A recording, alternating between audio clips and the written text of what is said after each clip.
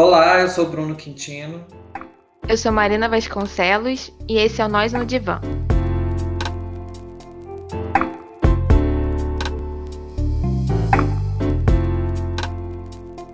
Nós falamos que queríamos mais e não teve jeito, ela topou. Então, vou apresentar de novo a Cláudia. Cláudia Freire Vaz. Ela é de Madureira, do subúrbio, e doutora em Psicologia Social. Muito obrigada por continuar esse papo com a gente, Cláudia. Você falou, né, que ficou aí no ar essa questão aí do mimimi. É um assunto importante da gente discutir, né? Então, vou te passar a palavra. Obrigada, Marina. Obrigada, Bruno. E bom a gente conseguir dar continuidade a isso, porque a sensação que eu tive é que no outro episódio eu fiquei na superfície e que é importante a gente aprofundar. Eu acabei falando muito da minha trajetória acadêmica no outro episódio e terminei falando sobre muitas das descobertas que eu fiz no doutorado com relação à escravidão urbana no Rio de Janeiro e com relação à forma como ela estrutura a nossa forma de estar. E aí a gente vem pensar na questão do mimimi. É muito comum a gente fazer um paralelo entre o que acontece nos Estados Unidos e na África do Sul e o que acontece no Brasil. Nunca teve apartheid no Brasil, nunca teve como era antes dos direitos civis nos Estados Unidos. Mas tem muitas... Esse é um paralelo que não está bem correto. Tem muitas, né? Um exemplo, vou pedir para vocês um chute, tá? Se eu perguntasse para vocês qual a porcentagem de negros nos Estados Unidos, vocês têm alguma ideia? Um chute. Não sei. 60. Não ouso chutar. 13%. Vocês acham pouco ou muito? Pouquíssimo. Comparado com a população do Brasil, né? Pouquíssimo. A gente tem uma impressão que os Estados Unidos têm mais negros. Eles, de alguma forma, estão mais na mídia. Não sei se todo mundo, né, que tá ouvindo sabe, nós somos a segunda maior população negra do mundo. A gente só perde para a Nigéria. Então, consequentemente, nós também somos a maior população negra fora da África. E por que nós temos todo esse contingente de pessoas negras? Quando a gente fala dessa escravidão urbana, eu falei para vocês que os escravos eles estruturavam na então capital brasileira, Rio de Janeiro, toda a forma de viver. Não era só, era escravo para lavoura. Não, era escravo para tudo. Era só escravo. E não era assim em outros lugares do mundo. Não sei se já ouviram falar na Revolução do Haiti, que nas Américas é o único caso de revolução escrava que libertou os escravos. O pavor do Brasil era se repetir o Haiti no Rio de Janeiro. Então, a forma de lidar com a população negra mudou muito por conta dessa revolução. Como eu falei para vocês, no Rio, cada 4 pessoas, um era branco, 3 negros. Então, numericamente, se as pessoas escravizadas decidissem se rebelar, existia muita chance de ganhar. Então, no Rio de Janeiro, a gente aprende a fazer concessões. Não precisa tudo dar pancada, mas vamos deixar domingo as pessoas irem lá, não sei aonde, fazer as festas e tal. A gente abre essas concessões. Se parar para pensar, são migalhas. Migalhas porque o escravo no Rio de Janeiro, aliás, a marca da escravidão era o pé descalço. Escravos não usavam sapato. E pensem na quantidade de coisas que já não entrou no pé desses escravos, não infeccionou, eles morreram por andarem descalços. Então, vamos tentar trazer isso mais para o mimimi. O que é o mimimi atual? Eu falei da questão do quarto de empregada.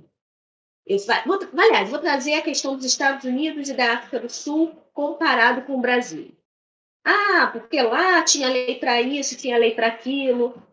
Vocês já ouviram falar no primeiro Código Penal da República, 1890, que foi um código penal conhecido por criminalizar questões da cultura africana. A capoeira passou a ser crime, os curandeiros africanos passou a ser criminalizado. Quando a gente fala da área da saúde, lá no Código Penal está escrito, porque os curandeiros africanos estão proibidos, porque tem relação com misticismo, com charlatanismo. Porém, se a gente fosse comparar os curandeiros negros, as estatísticas, e os médicos das universidades, né, formais, quando se fala de tratamento, de cura e de morte, os africanos tinham até melhores resultados. Sabe por quê? Porque nos rituais africanos se falava sempre que tem relação com o banho. Então, só de falar do banho, da asepsia, os resultados dele já eram melhores do que da medicina tradicional. Então, quando a gente tem esse artigo que dá uma impressão de não, estão defendendo para não ter charlatanismo, o que na realidade acontece é uma tentativa de monopolizar o mercado. Somente o pessoal da faculdade de medicina vai ter o direito de poder trabalhar com saúde e com cura. Então, a gente está falando de poder. E aí, quando a gente fala da capoeira, a capoeira deixa de ser crime na década de 30, no governo Getúlio Vargas. Mas olha só o que ele faz. Ele começa a dizer que a capoeira é um esporte nacional. É a ginástica nacional. E o que ele faz com isso? Ele embranquece. Ele tira a questão de ser algo afro. E quando ele fala nacional, ele, de alguma maneira, tenta tirar essa questão da raça. E ainda falando de governo Getúlio Vargas, na década de 30, quando se fala na Constituição de 34, no capítulo sobre a educação, a gente fala de uma educação eugênica. Devemos privilegiar uma educação eugênica. Ou seja, quando a gente fala em eugenia, a gente sabe, é uma hierarquia. A ciência que estuda a melhora da raça. Uma educação eugênica significa privilegiar os brancos em detrimento aos negros. E isso acontece ainda hoje.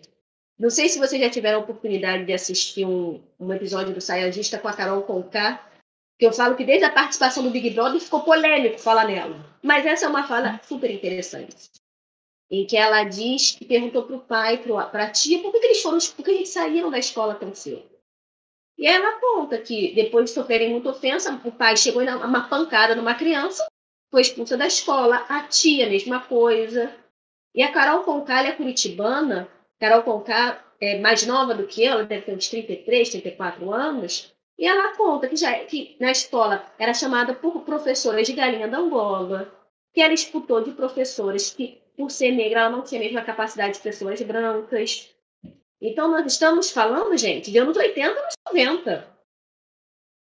E aí a pergunta é, como a gente acha que, sendo hostilizada dessa maneira, essas crianças vão se perpetuar dentro da escola, sendo que a escola é um ambiente hostil. E aí, quando se fala de cotas, se fala que é mimimi, que todos somos iguais intelectualmente. E aí, eu sempre, quando vem esse papo, eu gosto de lançar o seguinte desafio. Eu concordo, todos somos iguais intelectualmente, perfeito. Mas antes das cotas, em torno de 8% dos alunos das universidades eram negros. Então, de duas uma, né? Ou eles não estão lá porque são intelectualmente inferiores, ou eles não estão na faculdade porque alguma questão social os impede. Dou logo um spoiler, a primeira opção é racismo. E aí? O que justifica isso? E aí, pensando um pouco que o Bruno falou sobre como a gente faz, né, com esses negacionismos.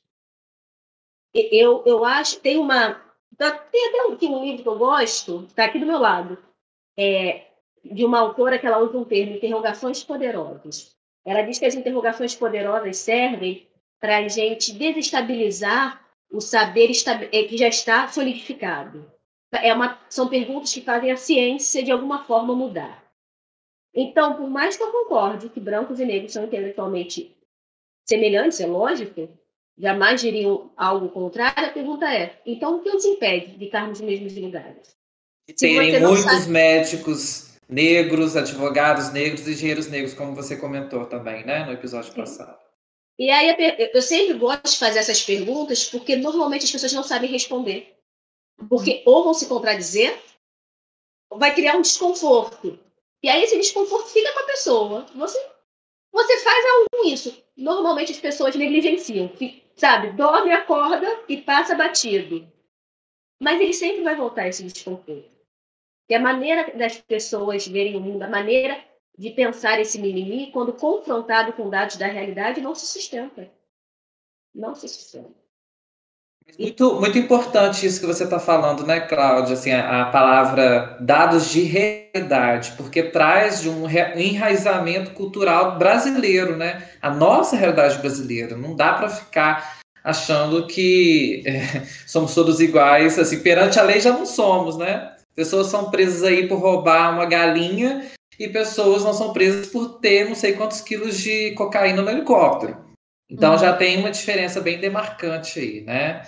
É bem sintomática. Achei interessante essa expressão também que você falou das perguntas poderosas, porque fazendo uma ponte aqui com a psicanálise, acho que o nosso ofício, de certa forma, é esse também, de poder fazer ali com o sujeito que nos procura, né, com sofrimento mental, de um certo mal-estar, algumas perguntas que possibilitem ele pensar certas certezas que ele tem de si mesmo ou do outro, né? Então, essa questão acho que é muito importante, porque traz um frescor na clínica também, né? Infelizmente, como a Marina comentou também no episódio passado, muitos psicanalistas ainda advogam a ideia de uma transferência neutra, de um contato terapêutico neutro com o paciente, como se atendesse uma pessoa branca, uma pessoa negra, uma mulher branca, uma mulher negra, fosse a mesma coisa no sentido do que ela vai trazer da história dela individual. E a gente sabe que não é bem por aí. Não mesmo. Os atravessamentos sociais que cada uma tem, as classes sociais, etc., tudo aí que converge para o racismo estrutural, influenciam diretamente no sofrimento psíquico, né? Então é importante que a gente, enquanto psicanalista, psicólogo, pesquisador, não nos esqueçamos que aqueles que nos procuram trazem, de fato, uma singularidade marcada por esses atravessamentos tão violentos, né, por vezes. Isso até é uma questão que vem sendo levantada também no feminismo, né, Cláudia? De não tentar essa unificação como se nós, mulheres brancas, tivéssemos as mesmas questões que nós, digo eu, né, mulher branca, tivesse a mesma questão que mulheres pretas, assim. Então, é muito importante, né, dar voz para isso que o Bruno tá podendo trazer, né? O que você pensa disso? Concordo totalmente. Porque as opressões, elas se articulam. E não dá para a gente achar que são as mesmas coisas. Eu lembro que uma vez eu estava lendo uma reportagem que eu achei muito interessante. Tem aquele filme Histórias Cruzadas, se eu não me engano, com a Viola Davis, é um filme incrível. E a protagonista, a jornalista, não lembro o nome daquela atriz, estava falando, não, porque precisamos falar de igualdade salarial, batendo na tecla e tal. E a Octavia Spencer falou, isso é ótimo, mas a questão é que uma atriz negra ganha 5 vezes menos do que uma atriz branca. Uhum. E aí ela, né, vem com isso, e aí a atriz falou, não, nesse filme a gente vai ganhar a mesma coisa. Porque é isso, beleza, igualdade salarial entre homens e mulheres, mas também preciso saber da igualdade salarial entre negros e brancos. Quando a gente fala, por exemplo, no feminismo negro, se fala muito do que a gente chama da solidão da mulher negra. No Brasil, quando eu falo de homens brancos, homens negros, mulheres brancas e mulheres negras, a porcentagem de mulheres negras solteiras é muito maior. O que é isso? O homem negro, por mais que ele seja negro, ele é homem. A mulher branca, por mais que seja mulher, ela é branca. A mulher negra, ela está ali, quando a gente fala nesse entroncamento de opressão, ela está na base. Porque ela está ali falando de... Tem um entrecruzamento ali. Óbvio que eu costumo até brincar, eu digo que eu não conheço ninguém que complete o bingo da opressão. Porque aí tem a questão da orientação sexual, deficiência, enfim. Uhum. Mas, falando somente do recorte raça e gênero, existe aí o que a gente chama da solidão da mulher negra.